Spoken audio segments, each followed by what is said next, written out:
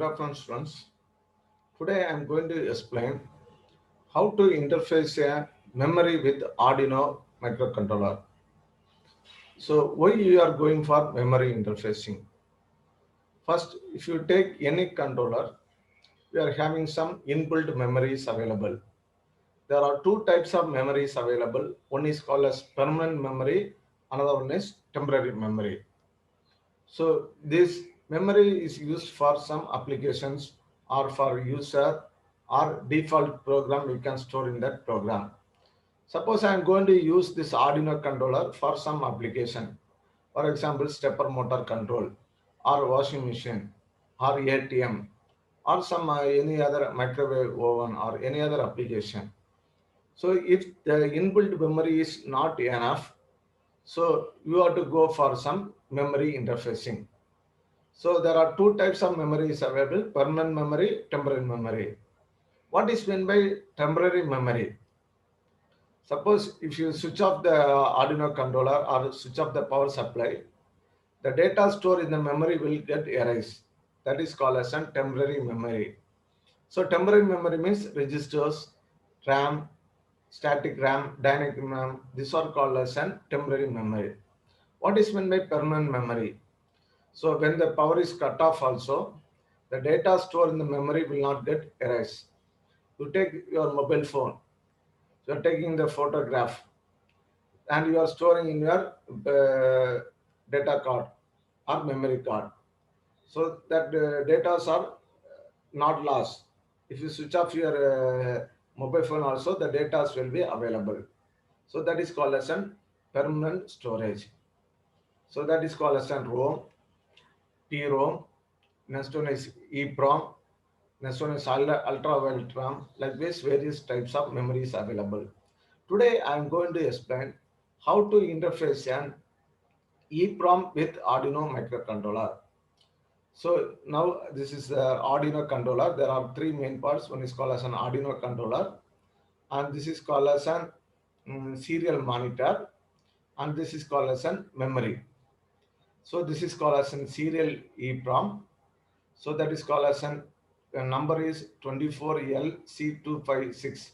There are various types of serial EEPROM is available. I have taken this as an example, 24LC256. It consists of 8 pins. So in the simulation, 2 pins are not used. So what are the total 8 pin means? One is called as a power supply, another one is ground. This 2 pin is not available in the simulation. Okay. Next one is 3 pins are available, A0, A1, A2. This represents address. So A0, A1, A2 is used for the address. Next one is called as WP. So WP means that is called as a write protector. So write protector means if you put a write protector, so only we can read the data. We cannot write the data. So that is called as a write protector. If the write protector is disabled, we can write the data as well as we can read the data.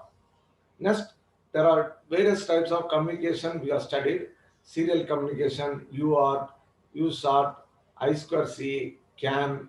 Next one is master ins layout, like that, various types. So here we are using I2C bus. So I2C bus consists of two lines. So one is called as an SDA, another one is called as SCK. SDA means serial data, another one is called as serial clock.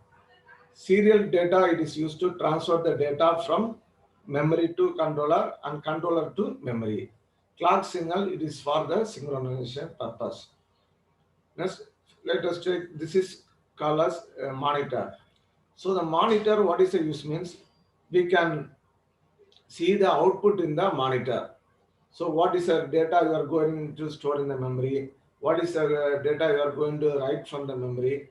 So everything we can see in the serial display. So here, microcontroller transmitter is connected to the receiver and receiver is connected to the transmitter. So this is called a serial monitor. Serial monitor, transmitter is connected to receiver and receiver is connected to transmitter. Next, this is called as an EEPROM. So there are 4 pins is connected to the ground. Next, SDA is connected to the port C. Here we can have in the SDA pin, I2 pin. Next, SCL it is connected to SCL pin. So this all about the circuit connection of a memory interfacing. Next, we are going to see the program.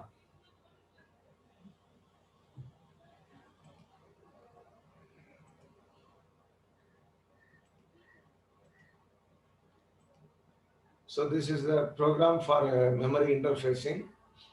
First one is you are using wire.h. Because we are using the I2 C bus, so we are using this wire.h. Next one is memory. Suppose I am going to connect some file memory. So each memory you have to assign some address. So here, this only one memory I am going to interface EEPROM. So that address is 50. I am defined that address as 15. Next one is where.begin, that is for the I2 C bus.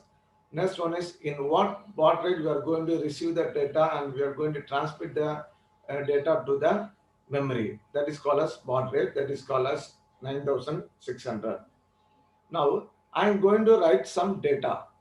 So that is called as an byte. This is a byte, BAL. So this is one data. I am going to write one data, 110. That is called as an data.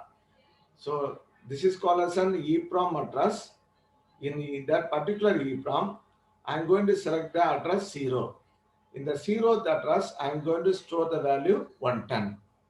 We can use some address, some other address. Address is 2. We can store the value 200 or 10 or any other value you can store. So first I am going to write the data in the memory. After that I am going to read the data from the memory. First I am going to see how to write the data in the memory. For that one function is there. This is called as a write function. When you use this instruction, automatically it will go to the write function. This is called as a write function. So here what is given is, first one is what is the address. EEPROM address is 50.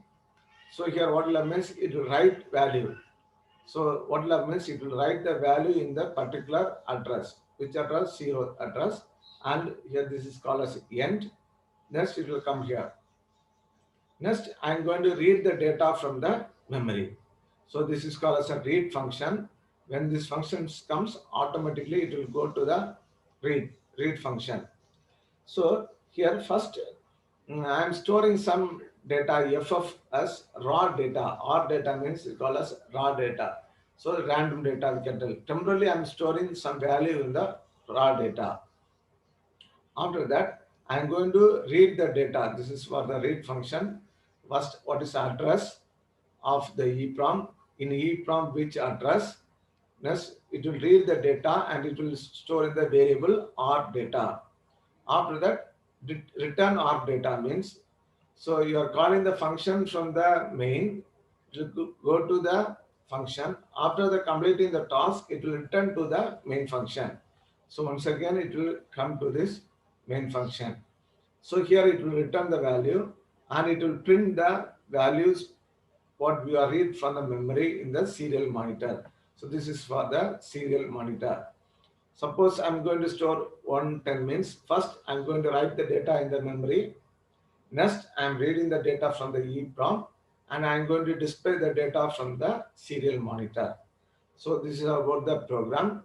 Next I'm going to see the output.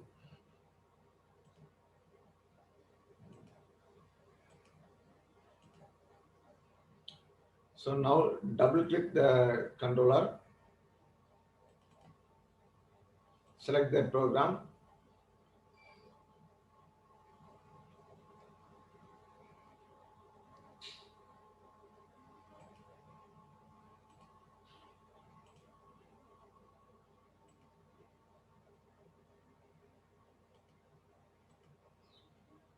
So see here, I have stored the value is 120.